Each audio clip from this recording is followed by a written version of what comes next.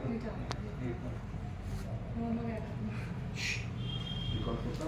चल रहा है, चलो। हेलो गाइज, आप लोग कैसे हो? मैं अजीत प्रताप यादव आप लोगों के लिए नई वीडियो लेके आ गया। आज इस वीडियो में डिस्कस करूंगा कि हॉलमार्किंग सेंटर में थर्मामीटर यूज करते हैं और उसका लीस्ट काउंट क्या होता है, उसकी रेंज क्या होती है, उसके बारे में डिस्कस करेंगे।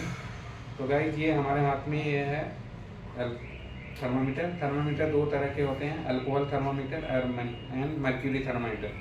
ये है हमारा अल्कोहल थर्मामीटर। इसमें रेड लिक्विड दिखाई दे रहा था, जहाँ पे रेड लिक्विड दिखाई देगा उसको बोलते हैं अल्कोहल थर्मामीटर। और एक होता है मर्क्यूरी फील्ड थर्मामीटर। तो सबसे पहले हमें इसका रेंज देखनी होगी। रेंज क्या होता है, मतलब मिनिमम कितना कोई इक्विपमेंट यूज़ कर सकता है और मैक्सिमम कितना मेजर कर सकता है। तो ये जो थर्मामीटर है हमारा, ये मिनिमम -10 डिग्री मेजर कर सकता है और मैक्सिमम 110 डिग्री मेजर कर सकता है। और इसका लीस्ट काउंट होता है 1 डिग्री। लीस्ट काउंट कैसे निकालते हैं? लीस्ट काउंट निकालने के लिए हमें इसमें डिफरेंस बिटवीन, जिसमें मार्किंग है, हम दो मार्किंग के बीच में डिफरेंस देखेंगे। अब 0 से 10 के बीच में हमारा डिफरेंस कितना 10 है, तो जो मिनिमम 0 है, मैक्सिमम कितना है 10 है, तो 10 - 0 करेंगे तो उसका डिफरेंस बिटवीन 2 डिवीजन मिल जाएगा, मतलब 10। और उनके बीच में कितनी मार्किंग है 10 है, तो 10 / 10 करेंगे तो मतलब 1 आएगा। तो इसका थर्मामीटर का लीस्ट काउंट क्या है 1 डिग्री सेल्सियस। तो अब कभी भी ऑडिटर पूछेगा थर्मामीटर का यूज किस लिए होता है, ये हमें टेम्परेचर मेजरमेंट करने के लिए काम आता है। तो हम पार्टिंग एसिड 1 और 2 की का टेम्परेचर मेजरमेंट करने के लिए हम थर्मामीटर का यूज़ करते हैं। और इसकी रेंज है -10 to 110 degree Celsius. Least count रहता है 1 डिग्री सेल्सियस। इसका नाम है इसका थर्मामीटर। ये हम टेम्परेचर मेजरमेंट करने के लिए यूज़ करते हैं हॉलमार्किंग सेंटर में। और इसके बाद हमारा नेक्स्ट इंस्ट्रूमेंट है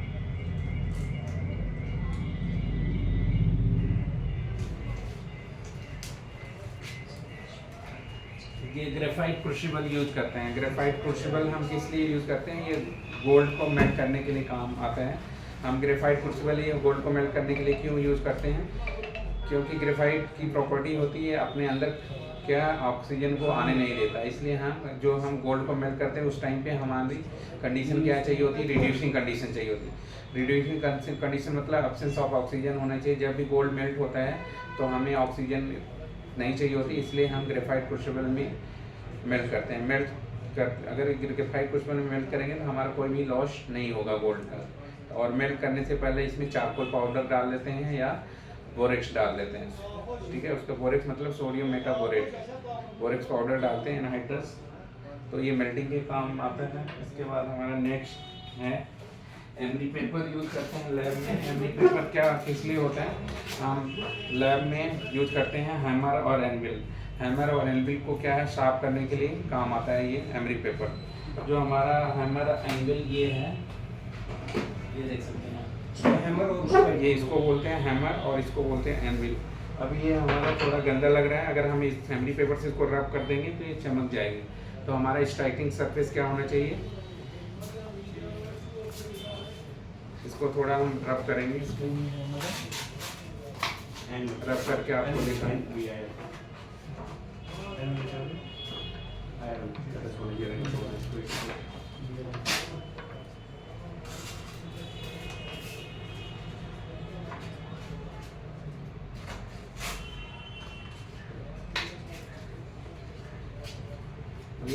अभी हम रब करेंगे इसको, ये साफ हो जाएगा।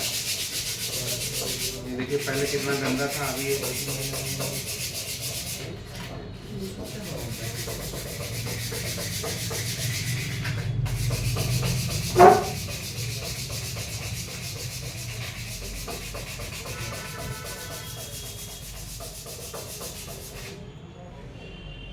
तो ये देखिए आप, ये कितनी एमरी पेपर से रब करने के बाद कितना क्लीन हो गया। जब भी हम इसको यूज़ करेंगे, अगर ये सरफेस रस्टेड हो जाता है तो रस्ट हटाने के लिए हम एमरी पेपर का यूज़ करते हैं।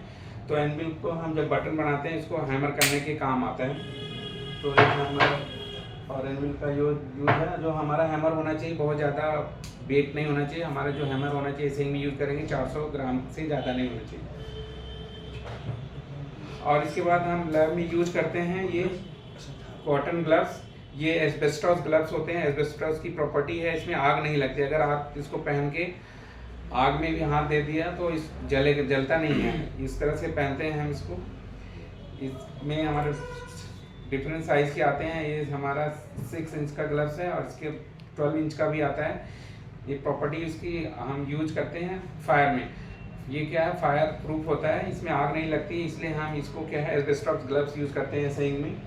और इसके बाद हम यूज़ करते हैं ये, जब भी हम एसिड यूज करते हैं लैब में, पार्टिंग एसिड 1, पार्टिंग एसिड 2 या वाटर से कंसनट्रेटेड को निकालने के लिए यूज़ करते हैं, तो एक्रिलिक ग्लव्स बोलते हैं इसको। ये पेयर ऑफ एक्रिलिक ग्लव्स है हमारे पास। इसको पहन के हम लैब में, इसको पहनने का तरीका है लेफ्ट राइट दोनों के लिए होता है। यहाँ पे हमने इस तरह से पहनना होता है। जब भी हम एसिड वेसिड का काम करेंगे तो इसको पहन के ही काम करें। देखिए इस तरह से पहना जाता है ये इसको बोलते हैं एक्रिलिक ग्लव्स। ये है 12 इंच का ग्लव्स और इसका साइज छोटी भी आती है, 6 इंच 12 इंच की आती है। इसके बाद हम यूज करते हैं एनीलिंग ट्रे। एनीलिंग ट्रे हम एनीलिंग 2-3 बार करते हैं सिंक के प्रोसेस में। पहला एनीलिंग बटन करते हैं। ये आयरन का बना होता है। आयरन का ही क्यों बना होता है, क्योंकि आयरन की मेल्टिंग पॉइंट 1300 के ऊपर होती है। जब एनीलिंग का हम टेम्परेचर कितने पे करते हैं, 750 डिग्री सेल्सियस पे। तो ऐसा मटेरियल का हमारा एनीलिंग ट्रे बना होना चाहिए जिसकी मेल्टिंग पॉइंट क्या है, करीब 900 डिग्री से कम होना चाहिए। नहीं तो अगर 750 का डिग्री का ऐसा मटेरियल यूज़ करेंगे जिसकी मेल्टिंग पॉइंट कम होगी तो ये मेल्ट हो जाएगा अंदर जाके फर्नेस। इसलिए हम इसको क्या है आयरन का बनाते हैं। इसमें हुक्स लगे हुए हैं, इसको